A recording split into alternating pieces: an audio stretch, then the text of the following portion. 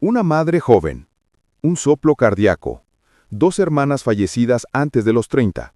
¿Cuál es el diagnóstico? Bienvenidos a Clinical Pearls in Practice. Caso de hoy, una mujer de 25 años postparto con un soplo sistólico asintomático, notado por primera vez a los 20 años. Aquí está el hallazgo crítico. El soplo aumenta con Valsalva. Eso es lo opuesto de lo que hacen la mayoría de los soplos y es un signo clásico de cardiomiopatía hipertrófica.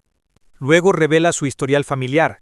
2 hermanas murieron súbitamente por problemas cardíacos en sus veintitantos. Eso lo confirma. La cardiomiopatía hipertrófica es la cardiomiopatía más común. 1 en 500 personas.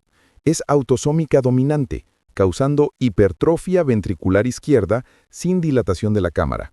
¿Por qué Valsalva lo hace más fuerte?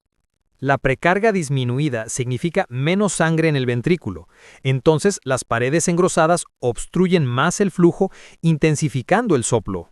La mayor preocupación, la cardiomiopatía hipertrófica es la causa principal de muerte súbita cardíaca en atletas jóvenes. Necesita un ecocardiograma, asesoramiento genético y estratificación de riesgo cuidadosa. Perla clínica. Soplo sistólico más fuerte con Valsalva, más historial familiar de muerte súbita, igual a cardiomiopatía hipertrófica hasta que se demuestre lo contrario. Gracias por escuchar Clinical Pearls in Practice.